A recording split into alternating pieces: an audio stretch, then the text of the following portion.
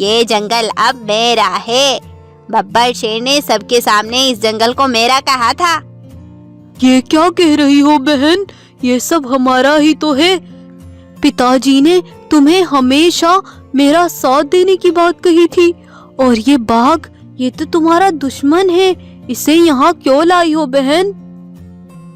ये मेरा दुश्मन नहीं, मेरे दुश्मन तुम हो। मेरे जंगल पर राज कर रहे हो। ये बाघ मेरा सच्चा दोस्त है। बेचारा भोलू भैया। तुम्हें मुझ पर बहुत दया आ गई थी ना, जब मेरी माँ मर गई थी, है ना, है ना? ये सब तो हमारा प्लान था।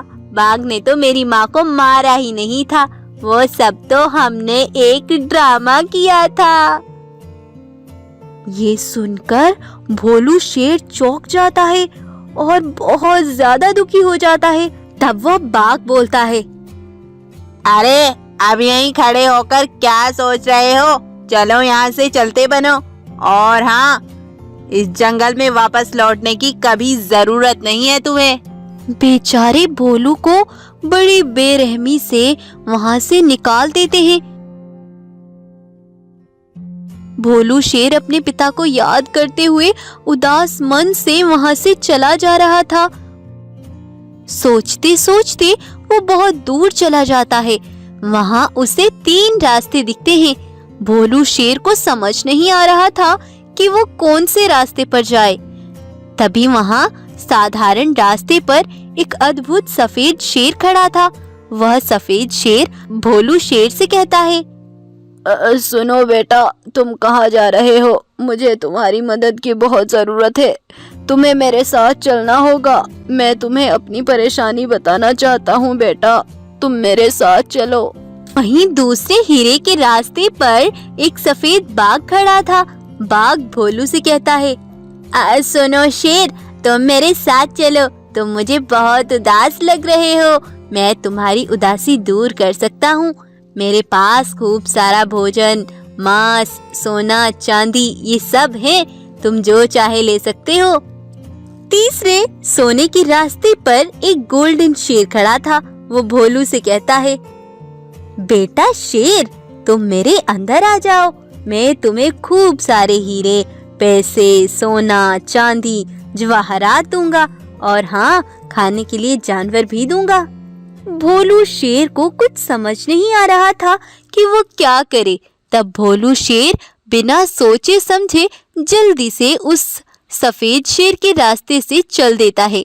जैसे ही वह अंदर जाता है, वहाँ खूब सारा सोना, हीरे और खाने के लिए जानवर थे। ये देखकर भोलू शेर सफेद शेर से कहता है, बताओ सफेद शेर, मैं तुम्हारी कैसे मदद करूं? नहीं बेटा, मुझे तुम्हारी मदद की कोई जरूरत नहीं है। मैंने तो सिर्फ तुम्हारी परीक्षा ली है कि क्या तुम एक बार मदद करके धोखा खाकर फिर से मदद कर सकते हो या नहीं। तुम इस परीक्षा में पास हुए हो। मैं एक जादुई शेर हूँ और ये तीनों रास्ते मेरे ही हैं। बताओ तुम्हें क्या चाहिए? मैं उदास हूँ। जब से मेरे पिता मुझे छोड़कर इस दुनिया से चले गए, मुझे तो बस उनका साथ चाहिए।